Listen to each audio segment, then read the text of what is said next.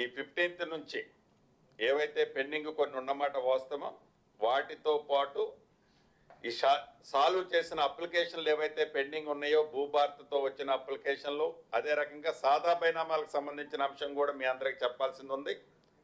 సుమారు రాష్ట్ర వ్యాప్తంగా 9,25,000 అప్లికేషన్లు ఆనాటి ప్రభుత్వంలో వచ్చాయి.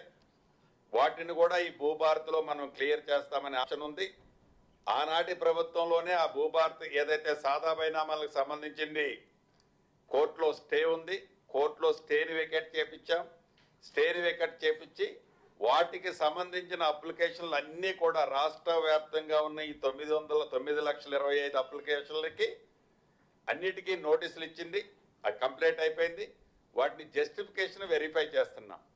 కానీ మీ ద్వారా రాష్ట్రంలో ఉండే రైతాంగానికి ఒకటి స్పష్టంగా చెప్పదలుచుకున్నా. ఉదాహరణకి నా సొంత నియోజకవర్గం పాలేరు నియోజకవర్గం నేలకొండపల్లి ఉంది. ఈ నేలకొండపల్లిలో 1-2 ఎగ్జాంపుల్స్ చెప్తా, నా దృష్టికి వచ్చింది. Mining department, revenue land mining department ద్వారా గ్రానైట్ క్వారీల కోసం ప్రభుత్వ స్థలాన్ని లీజుకు తీసుకున్నారు.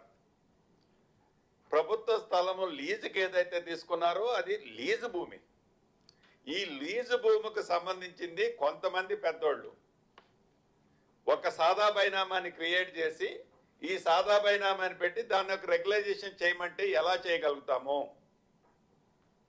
అటువంటి వాటిని అది ప్రభుత్వంలో ప్రభుత్వ సంబంధించిన స్థలం కావచ్చు, ఫారెస్ట్ ల్యాండ్ కావచ్చు, వక్ఫ్ బోర్డు ల్యాండ్ కావచ్చు, లేకుంటే దేవాదాయాల భూమి కావచ్చు, ప్రభుత్వ స్థలాలకు సంబంధించింది వాళ్ళు ఏదైనా కాగితం పెట్టినా ఈ 9,25,000 అప్లికేషన్లో అటువంటి ఏమైనా ఉంటే ఉన్న వాటిని ప్రభుత్వం నాది సాదా బైనామా క్లియర్ చేయలేదనంటే చేయలేదు, చెయ్యగలిగి న్యాయమైన వాటిని చేయగలుగుతుంది.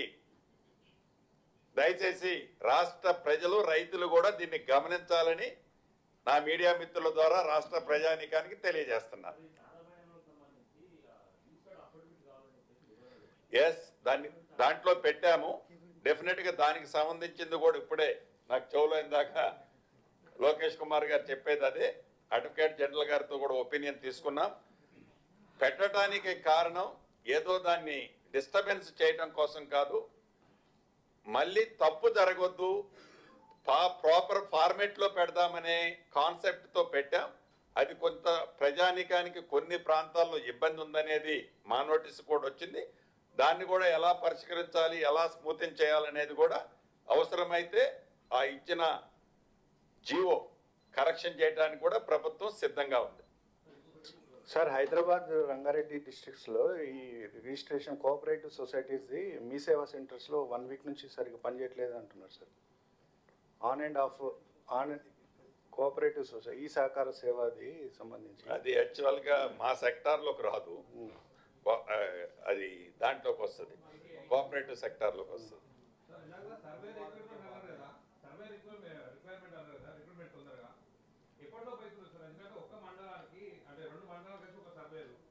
అది రైతు అప్లై చేసుకుంటే ఆ సర్వే కనీసం 4-5 నెలలు అవుతుంది సార్. అప్లై చేసుకుంటే కొంచెం పేరున్న వాళ్ళు పొలిటీషియన్ లీడర్ పాస్ అయిపోతుంది. రైతులు మాత్రం మండలాలు చుట్టూ తిరగలేకపోతుంది సార్. ఎప్పటిలోపు అయిపోతుంది సార్? 200% ఫ్యాక్ట్. ఆల్రెడీ నేను ఇందాక చెప్పినట్లు 3,500 మందిని ఎలకేషన్ నాకు చేసి మోర్ దాన్ 1 మంత్ అయింది. ప్రతి మండలానికి ఇప్పుడు పర్ఫెక్ట్గా మినిమం 3 మ్యాక్సిమం 6 మెంబర్స్ ఉన్నారు. వాళ్ళకి విధి విధానాలు కూడా సామాన్య రైతాంగానికి బడ్డెని పడకుండా చాలా టర్మ్స్ అండ్ కండిషన్స్ పెట్టించాం. ఏదో అడ్డగోలుగా వసూలు చేయటం కాకుండా ఎవరు పడితే వాళ్ళు నేను దీన్ని చేస్తా నేను చేస్తాను, అది కూడా స్లాట్ సిస్టంలోనే అది ఎవరికైనా అలాట్మెంట్ జరిగే విధంగా చేయటం జరిగింది. ఈ 3,500తో పాటు డిసెంబర్ 20th నుంచి 25th మధ్యలో మళ్ళీ 2,500 మందిని అడిషనల్గా ప్రతి మండలానికి పంపిస్తాం.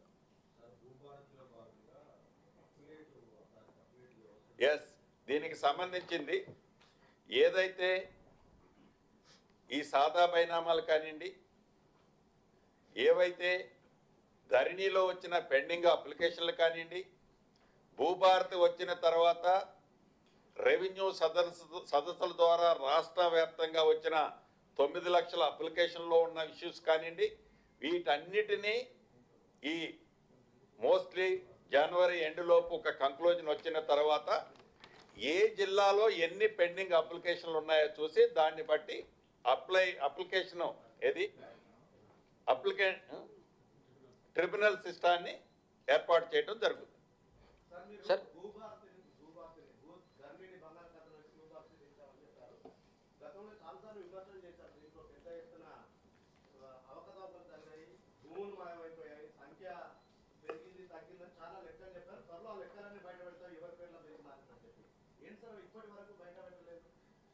సో అన్న ప్రకారం అసెంబ్లీ సాక్షిగా చెప్పాం, దీనికి ఒక ఎంక్వైరీని వేస్తామని, ఫోరెన్సిక్ ఆడిట్ వేస్తామని చెప్పి ఫోరెన్సిక్ ఆడిట్ వేయటం జరిగింది. ఏసీ పైలట్ కింద 2 జిల్లాలకు సంబంధించింది ఆల్మోస్ట్ ఎండ్ స్టేజ్లో రిపోర్ట్ సబ్మిట్ చేశారు. డెఫినెట్గా ఈ రకమైన సమావేశాన్నే రాబోయే కొద్ది రోజుల్లోనే ఏర్పాటు చేసి ఆ 2 జిల్లాలకు సంబంధించిన వ్యవస్థను కూడా మీ ముందు ఉంచబోతాం. మిగిలిన జిల్లాలకు సంబంధించిన అన్నీ కూడా అదే వ్యవస్థతో, అంటే ఇంక మేము ఫైనల్గా దాన్ని చూడాల్సి ఉంది. చూసిన తర్వాత మిగతా అన్ని సింగిల్ స్ట్రెచ్లో చేస్తాం.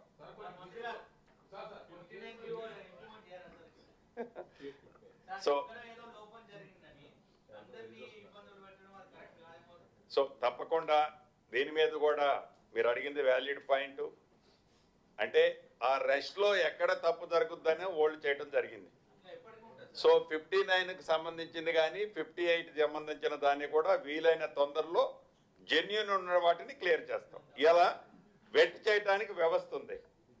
అంటే జీపీఎల్ వేసాం, గ్రామ పరిపాలక అధికారులను వేసాం, సర్వేర్లను వేసాం, పూర్తి వ్యవస్థని పూర్తిగా పారదర్శకంగా తీసుకొచ్చాం. కాబట్టి వాటిని కూడా క్లియర్ చేయడానికి as early as possible government will take call. Sir కొన్ని సార్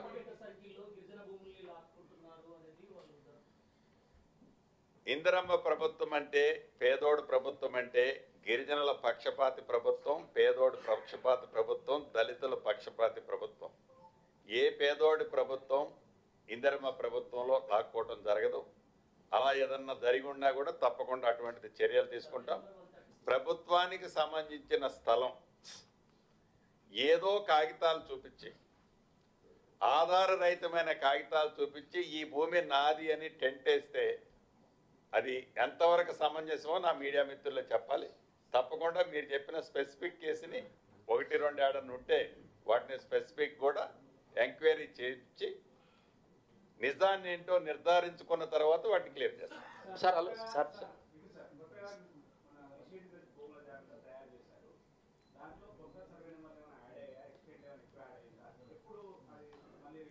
అంటే ఆల్మోస్ట్ ఫైనల్ స్టేజ్లో ఉన్నట్లుంది.